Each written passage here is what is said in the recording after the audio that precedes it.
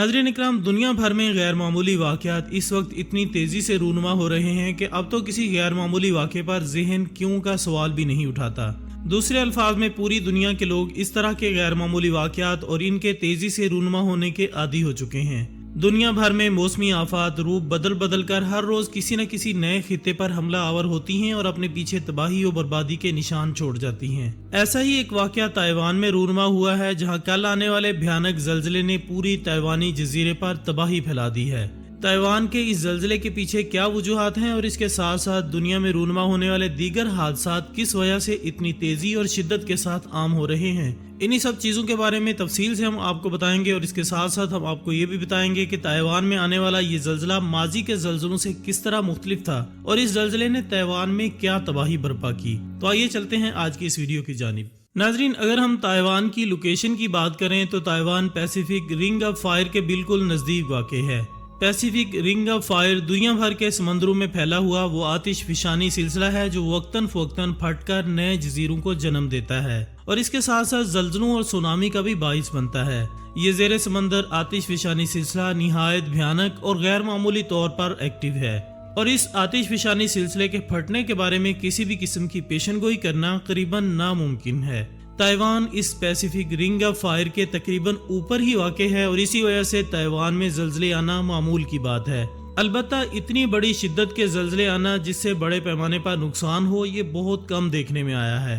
Taiwan की तारीख का सबसे शदीद तरीन ज़लज़ला 1999 में आया था जिसकी शिद्दत 7.7 रेक्टर स्केल थी। इस ज़लज़ले ने तकरीबन 3000 जानें ली और 1 लाख से ज़ायद लोगों को बेघर कर दिया था। इसके साथ साथ ताइवानी हुकूमत को होने वाला माली नुकसान भी कई बिलियन डॉलर्स का था। इस ज़लज़ले ने ताइवान की तरक्की को तकरीबन 10 साल के लिए पीछे धकेल दिया था। ताइवान में आने वाला हालिया ज़लज़ला भी इसी नौयत का ही ज़लज़ला है और ये ताइवान के होलियान शहर में आया है। अलबत्ता होलियान शहर में इतना नुकसान नहीं हुआ क्योंकि होलियान शहर इस ज़लज़ले का मरकज भी था। याद रहे कि जो जगह ज़लज़ले का मरकज हो वहाँ पे नुकसान किसी हद तक कम होता है और इसके दूर और मुल्हिका इलाकों में नुकसान ज्यादा होता है। ताइवान के दारुल हुकूमत ताइपे में इस ज़लज़ले की वजह से शदीद नुकसानात की इतलात हैं और कई कसीरुल मंजिला फलक बोस इमारतें इस ज़लज़ले की वजह से ज़मीन बोस हो रही हैं। अब तक मौसूल होने वाली इत्तलात के मुताबिक ज़मीन बोस होने वाली इमारतों की तादाद दर्जन भर से तजावुज कर गई हैं। ताइवान में चूँकि चाइना की तर्ज पर कसीरुल मंजिला इमारतों में फ्लैट्स लेकर रिहाइश रखना एक रिवायती तरीका है, तो इसकी वजह से कहा जा रहा है कि इन इमारतों का यूं ज़मीन बोस होने से बड़े जानी नुकसान का खदशा है।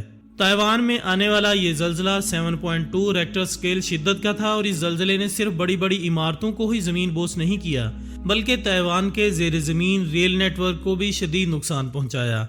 बिजली की ज़मीन दोज लाइनें और गैस लाइनें इस ज़लज़ले की वजह से किसी भी वक्त एक बड़े नुकसान का सबब बन सकती हैं और इस सूरत हाल पर काबू पाने के लिए ताइवान की पूरी रियासती मशीनरी अपनी पूरी कुव्वत से काम कर रही है। अभी इस ज़लज़ले को आए हुए ज़्यादा वक्त नहीं गुजरा, इसलिए पूरी तरह से जानी नुकसान का अंदाज़ा नहीं लगाया जा सकता। अलबत्ता मामूली अंदाजे के मुताबिक इस वक्त तक सैकड़ों लोग जान की बाजी हार चुके हैं और एमरजेंसी हंगामी सूरत हाल के नफाज की वजह से सैकड़ों लोगों के गुमशुदा होने की भी इत्तलात हैं। ये गुमशुदा लोग मुमकिना तौर पर इमारतों के मलबे में दफन हो सकते हैं। इस ज़लज़ले ने एक बार फिर पूरे ताइवान को हिला के रख दिया है। गो कि ताइवान रिंग ऑफ फायर के बिल्कुल ऊपर ही मौजूद है। इसकी वजह से ताइवान में इतनी बड़ी शिद्दत के ऐसे ज़लज़ले आम नहीं हैं। इसकी वजह यह है कि ताइवान के इलाके में मौजूद ये रिंग ऑफ फायर और इस इलाके में मौजूद आतिश फिशानी सिलसिले इतने एक्टिव नहीं हैं। नाज़रीन, बहुत सारे तजिया निगारों का ख्याल है कि चीन चूँकि ताइवान पर अपना कब्जा करना चाहता है और ताइवान पे कब्जा करने के लिए बड़े पैमाने पर जंगी तैयारियों में भी मसरूफ है, तो ये ज़लज़ला भी चीन की जानिब से किसी नए हथियार का टेस्ट हो सकता है। अलबत्ता अब तक इस तरह की किसी भी खबर को कंफर्म नहीं किया गया और ना ही तारीख में आज तक ऐसे किसी भी इल्जाम को कंफर्म किया जा सका है। ऐसे किसी मुमकिना हथियार का टेस्ट कोई नामुमकिन बात नहीं है। इससे पहले भी कई बार ऐसा हो चुका है कि ताइवान के फजाई और समंदरी इलाकों की सरहदी हुदूद की खिलाफ वर्जी चीन की जानिब से की जाती रही है। अक्सर चीनी फिजाइया के सैकड़ों लड़ाका त्यारे इकट्ठे ही ताइवान की एयर स्पेस की खिलाफ वर्जी करते हुए गुजर जाते हैं।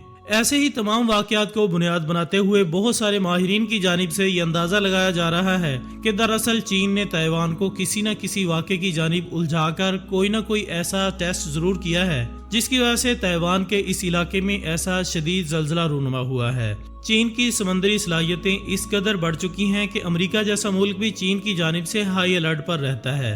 اس کی مثال ماضی میں کئی بار ہم دیکھ چکے ہیں جب چھوٹی چھوٹی چینی الیکٹرک آبدوزیں بڑی خاموشی سے امریکی لڑاکا جہازوں اور آبدوزوں کے نزدیک پھرتی رہتی ہیں اور ریڈار پر بھی ظاہر نہیں ہوتی۔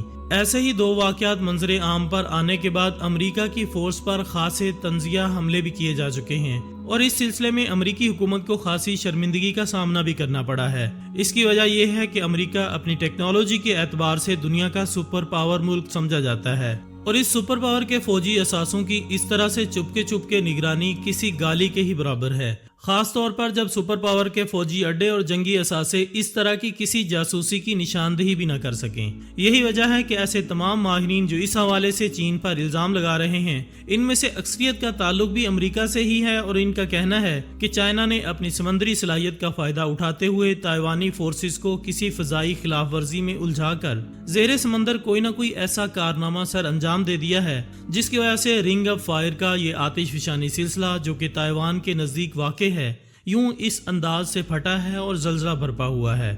چین کی جاسوسی صلاحیتوں کے حوالے سے پوری دنیا ہی خوف کا شکار رہتی ہے کیونکہ چینی ہتھیاروں کے بارے میں کوئی بھی بڑی تفصیل منظر عام پر نہیں آ پاتی۔ اس کی وجہ یہ ہے کہ چائنا اپنے ہتھیاروں کے بارے میں بہت کم معلومات ہی پبلک کرتا ہے۔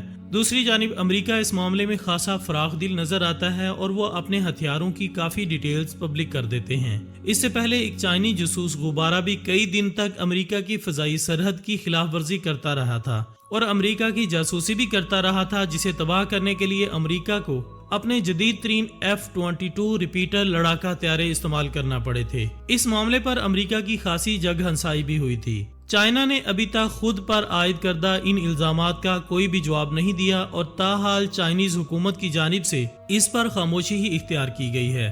اس لیے یہ کہنا قبل از وقت ہے کہ اس معاملے میں چین کا کوئی ہاتھ ہو سکتا ہے یا نہیں۔ البتہ تائیوان ضرور اس وقت ایک مشکل سے دوچار ہو چکا ہے اور تائیوان کی پوری ریاستی مشینری اس وقت پوری طرح ملک کے اندرونی حالات میں الجھ گئی ہے۔ زلزلے کا معاملہ تازہ ہونے کی وجہ سے اب تک تائیوانی حکومت نے مکمل معلومات پریس کو جاری نہیں کی ہیں۔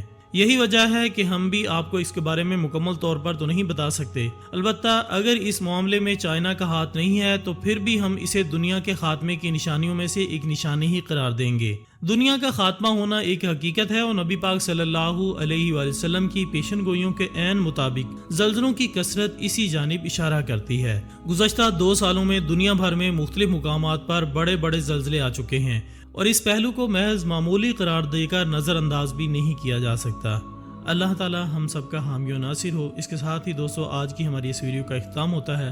انشاءاللہ دوبارہ حاضر ہوں گے ایک اور اچھی سی ویڈیو کے ساتھ۔ تب تک اپنا دوستوں، رشتہ داروں اور گرد و نواح کے تمام لوگوں کا بہت خیال رکھیے گا۔ اللہ حافظ۔